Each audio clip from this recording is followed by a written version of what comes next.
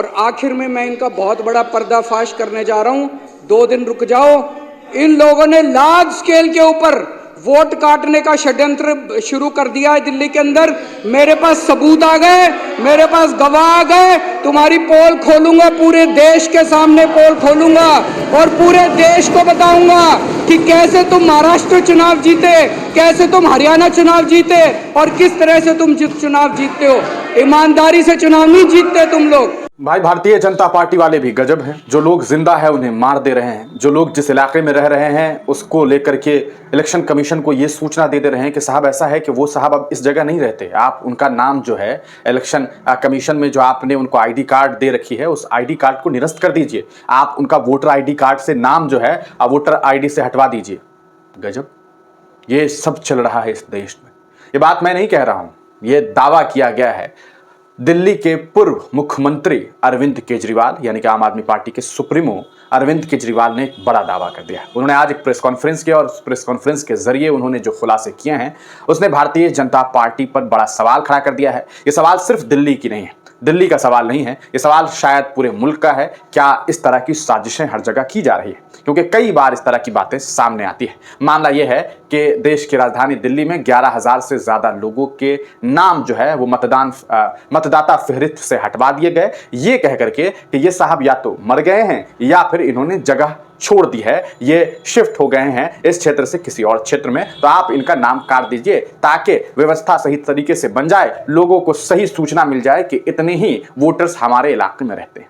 यह काम तब बहुत अच्छा होता जब वाकईतन कोई इंसान मर जाता, कोई इंसान जो है कहा सकता है कि शिफ्ट हो जाते, तो उनको लेकर के कहीं ना कहीं भाजपा वाले जाते और कहते कि साहब ऐसा है, हमारे इलाके के ये लोग हैं, हमारे वोटर हैं, इनका जो है दुर्भाग्यपूर्ण है ये चीज़ कि पिछले साल या 2 महीने पहले या 4 महीने पहले इनकी मौत हो गई है, तो आप इनका वोटर लिस्ट से नाम हटा दीजिए ताकि आपको भी सही डेटा मिल सके, हमें भी सही डेटा मिल सके। लेकिन क्या हो जब ऐसा कुछ हुआ ही ना हो और भाजपा वाले लोगों का नाम कटवा रहे हैं। आप सोच लीजिए 11,000 वोट कितना मायने रखता है। आज के दौर में विधानसभा के चुनाव में 200 वोट के मायने बहुत ज्यादा है। कई सीट्स के मार्जिन ही 100, 200, 150, 250 के आसपास रहते हैं और वहां जब आप 11,000 से ज्यादा वोटर्स का नाम जब हटवा देते हैं तो इससे ये बात सही समझ आती है कि कहीं ना कोई साजिश रची जा रही है। खुद सुनिए अरविंद केजरीवाल को। आज हम आपके सामने कुछ ऐसे लोगों को पेश कर रहे हैं जिन लोगों के नाम कटे हुए हैं, नाम काटने की एप्लीकेशन दी गई, लेकिन वो लोग मौजूद हैं, वहीं रह रहे हैं। ये सब वो लोग हैं जो आज आए हैं वहां से। कुछ ही लोगों को हम ला पाए, बहुत सारे लोगों को नहीं ला पाए। उपेंद्र कुमार जी होंगे यहाँ पे। उपेंद्र जी, आप A 334 में ही रहते हैं, तो आप शिफ्ट तो नहीं हुए वहां से? वहीं पे रहते हैं। आप अपना कोई वो कार्ड वार्ड लाए हैं साथ? ये इनका कार्ड है, ये वहीं रहते हैं। बीजेपी ने इनका वोट काटने के लिए एप्लीकेशन डाली हुई है। उमा देवी जी, आप B8 अंबेडकर नगर में रहती हैं, आप भी शिफ्ट तो नहीं हुए?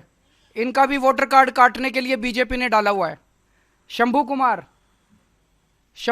आप B 326 में रहते हैं, खुद का है, पूरे परिवार का वोट काट दिया इनका, ये बता रहे हैं। सुनील कुमार B 326 में रहते हैं, आप शिफ्ट तो नहीं हुए, वहीं रह रहे हैं। सुकेश कुमार, सुकेश जी, आप भी B 326 में रहते हैं। ये और भी बहुत सारे लोग हैं। आप इसके बाद मीडिया के लोग इनसे बातचीत कर सकते हैं। कई लोग आए हुए हैं, मैं सबका नाम तो यहाँ नहीं ले पाऊंगा, लेकिन आप इनसे बातचीत कर सकते हैं। सब लोग जिंदा हैं, वहीं रह रहे हैं और इनके सबके 11,000 जीवित लोगों के, मौजूदा लोगों के वोट काटने के लिए भारतीय जनता पार्टी ने इलेक्शन कमीशन में अप्लाई कर दिया और इलेक्शन कमीशन चोरी छिपे, बिना लोगों को बताए, बिना वेबसाइट पे डाले, इलेक्शन कमीशन जो है इनके वोट काटने की साजिश रच रहा है। सुना आपने अरविंद केजरीवाल को कि किस तरह से उन्होंने इस बारे में अपनी बात रखी। उन्होंने ये दावा किया है कि बीजेपी एक बड़ा खेल कर रही है। एक प्रेस कॉन्फ्रेंस के जरिए उन्होंने कुछ लोगों को भी बुलाया और उन्होंने दावा किया कि लगभग 11,018 लोगों के नाम जो है वो इस तरह से वोटर लिस्ट से निकलवा दिए जा रहे हैं और एक बड़ा खेल किया जा रहा है। क्या आपको लगता है कि इसी तरह का खेल कई जगहों पर हुआ? क्या इसी तरह का खेल महाराष्ट्र में भी किया गया? क्या इसी तरह एक कहा सकता है कि सोची समझी साजिश के तहत एक कौम, मजहब, एक जो खास लोग हैं जो खास लोगों का समर्थन कर देते हैं, या एक इलाका, एक क्षेत्र जो जहां मालूम होता है कि भाई यहाँ के लोग इन्हीं को वोट करेंगे, क्या वहां इस तरह से जानबूझ करके भी किया जाता होगा? ये सब सवाल अब सोशल मीडिया पर लोग पूछ रहे हैं। आप क्या कुछ सोचते हैं? अपनी राय कमेंट सेक्शन में जरूर दीजिएगा। उम्मीद है इलेक्शन कमीशन इस पूरे मामले को सही तरीके से इन्वेस्टिगेट करेगी, और अगर वाकईतन अरविंद केजरीवाल जो आरोप लगा रहे हैं वो सही है तो कार्रवाई की जाए। हालांकि इसकी उम्मीद बहुत कम है।